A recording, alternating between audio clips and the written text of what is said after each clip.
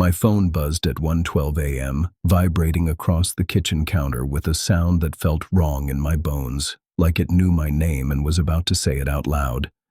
An hour before that, I'd been doing what I always do on Thursday nights, half listening to a podcast while sorting out the laundry, thinking about how I'd explain to my landlord that rent would be 2 days late again.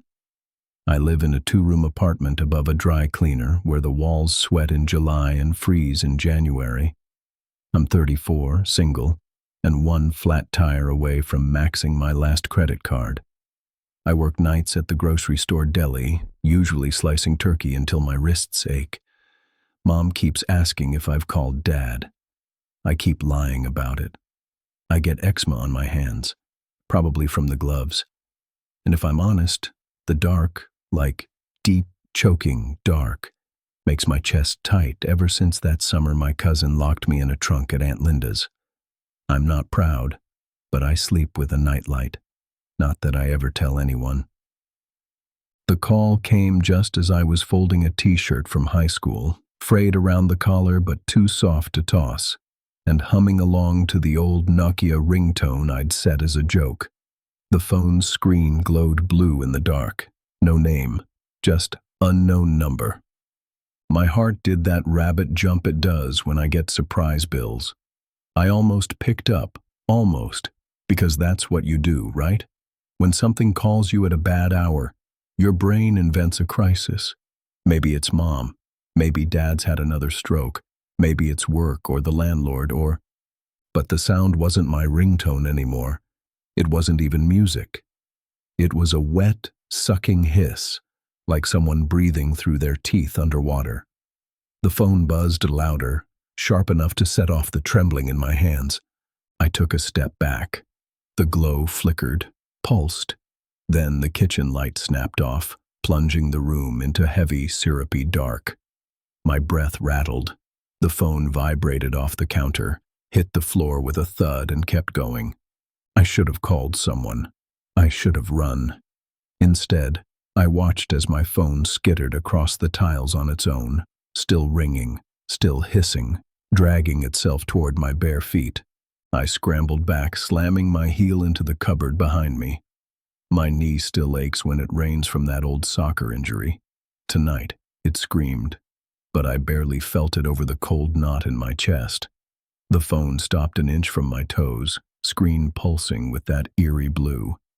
I could see my own reflection, warped and shivering, as the hiss on the speaker deepened into a garbled voice. It wasn't any language I knew.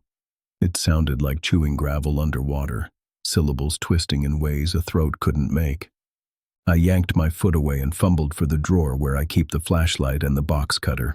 The nightlight in the hallway blinked out. I muttered, "No, no, no," and slapped the wall for the switch. Nothing. My hand shook so badly I dropped the flashlight twice before I got it on. The beam caught the edge of the phone as it jerked again, moving toward the door like it wanted out. I couldn't look away. I remembered how Dad used to say never answer if you didn't recognize the number. "It's always bad news," he'd say after his third layoff notice in 2 years. But this was beyond bad news. I pressed my back to the fridge, fighting the urge to throw the flashlight. My skin prickled, static in the air, like after a lightning strike, only thicker, heavier, crawling under my shirt. The voice on the phone cut off. Silence. For a second, the only sound was my own breath. Too loud, too fast. Then the phone's camera flashed. Once, twice, strobing the kitchen with cold white light. Each burst painted the room in harsh relief. The chipped tile, the pile of bills on the table, my hands still bleeding from where I'd scratched at my eczema. Then I heard it. Another phone ringing, somewhere close. Too close, but not inside my apartment. It echoed up through the floorboards, that same hideous hiss, and this time it was answered. Something thumped below. Someone, or something, was coming up the stairs. I froze, the flashlight quivering in my grip. Every instinct screamed to run, but my legs wouldn't move. The hiss from below climbed the stairs, scraping closer, dragging something with it. A heavy, wet slapping like meat dropped on tile. My phone buzzed again, this time short and desperate, vibrating in a jittery circle near the door. For one long split second, I pictured myself 3 hours ago, counting change at the gas station for instant ramen, texting mom a goodnight lie, flipping through old voicemail from dad I can't delete. My life was so stupidly normal it hurt. Now the apartment pressed in tight, shadows swallowing corners I'd swept 1,000 times, every breath reminding me of the trunk my cousin locked me in when I was 8, the suffocating dark pressing down until my voice went hoarse from screaming. I tried to steady my breathing, my free hand clutching the box cutter so hard the ridges bit into my palm. The hallway floorboards groaned. I heard a low muttering, like someone trying to talk through water. The air stank of burnt plastic and pond scum. I edged sideways, careful not to step on the phone, and peered through the peephole. All I saw was pitch black and a slice of blue glow on the landing. The ringing from below stopped. In the silence, I realized my heart was beating so hard it hurt my ribs. A faint tapping started on the other side of the door, not knocking, scratching, as if someone was dragging broken fingernails along the wood. I backed away, tripped over the laundry basket and slammed into the kitchen table, scattering bills and that old t-shirt onto the floor. My flashlight beam jittered across the room, catching a photograph stuck to the fridge. Me and Dad at the state fair, both of us sunburned, holding corn dogs. For a moment, I wanted nothing more than to call him, to hear his voice steady and annoyed, asking why I was up this late. Then the phone on the floor began to ring again. This time, the caller ID flashed my name, even though I was holding the only phone line I owned. The voice on the other side of the door whispered my name, wet and broken. It started to turn the handle. My chest seized as the door handle jerked down, the old brass rattling in its housing. I clamped my hand over my mouth to stop any sound from leaking out. Shadows twisted on the other side of the door, just visible at the bottom seam, pulsing with that awful blue glow. My phone on the floor wailed. My voice, but warped, desperate, begging me to answer. Every muscle screamed for me to bolt, to break a window and jump. But I forced myself to the kitchen, grabbing the heaviest skillet I could find. My fingers slipped on the greasy handle, breath coming in fast, shallow bursts. The scratching at the door intensified.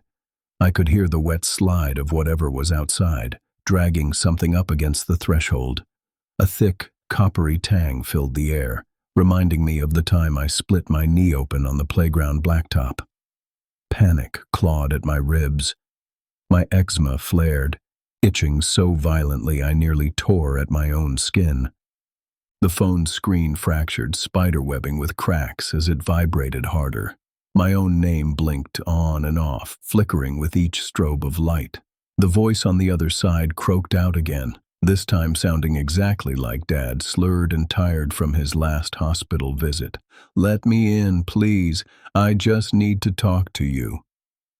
I pressed myself into the farthest corner of the kitchen, holding the skillet in one hand and the box cutter in the other. Tears stung my eyes.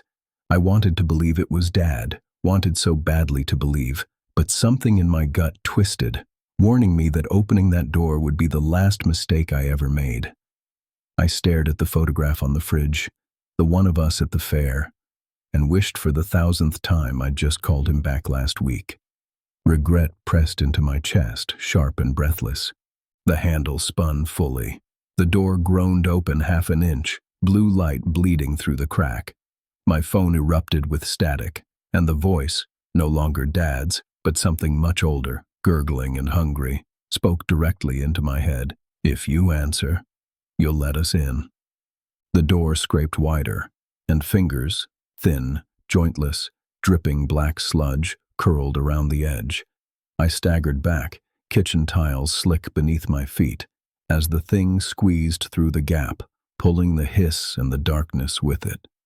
My body refused to move at first, every muscle locked as the thing slid through the half-open door. Its limbs were wrong, too long, too loose, glossy and pitch black like oil, making no real sense in the kitchen's trembling light. The blue glow from my shattered phone crawled up its arms, flickering in the gaps where skin should have been. My own voice sputtered from the device, caught between static and a sob. "Please answer. Please."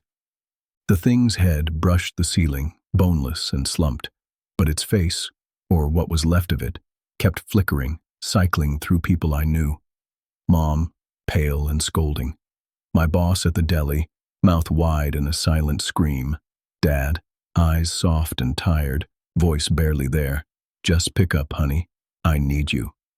It reached for me, oozing black sludge that hissed on contact with the tile.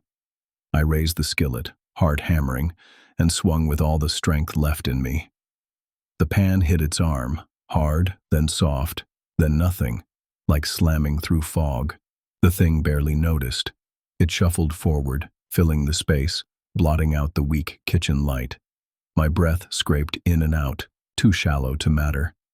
In that awful moment, something sharp stung my wrist.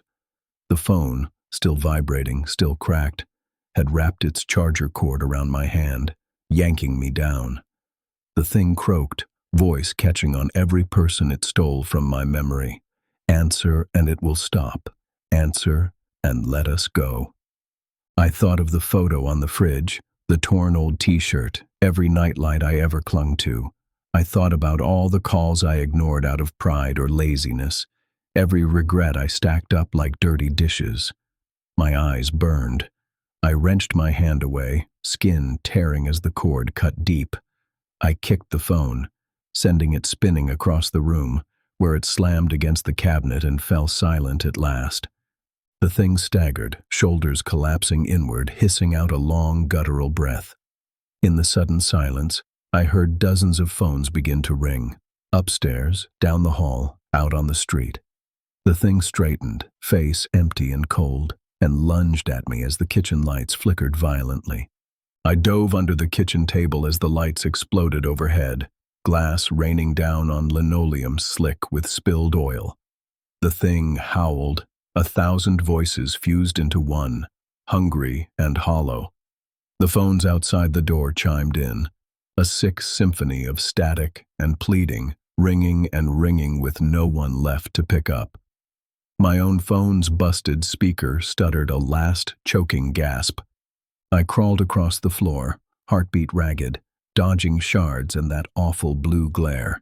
The thing's arm snaked after me, melting as it touched the nightlight's old bulb still burning by the hallway.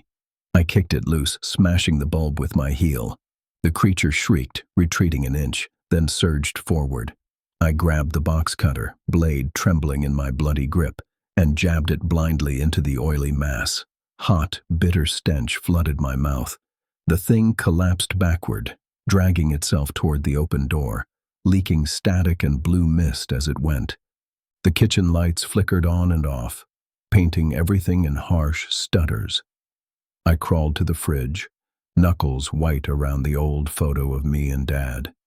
Every phone in the building screamed my name. I squeezed my eyes shut, fighting the urge to answer, to let the familiar voices in. Suddenly, everything stopped. Silence hit like a punch. The apartment was empty again, the only sound my own sobbing, my own ruined hands. The phone on the floor was dead, the blue light gone. Through the window, I saw the faint red blink of the cell tower, steady and normal, as if nothing had happened at all. I staggered to my feet and bolted the door. My voice is gone now, rough from screaming. I stare at my broken phone, terrified to even touch it. I want to call Dad, to hear something real, but I don't dare. Not tonight. Maybe never again. If your phone rings after midnight, don't answer. Whatever you do, don't let them in. If you made it to the end, let me know in the comments. What would you do if you heard your own voice on the other side of the call? And if you want more stories like this, subscribe to the channel for new nightmares every week. Stay safe, stay skeptical, and remember, sometimes the scariest things are the ones that sound most familiar.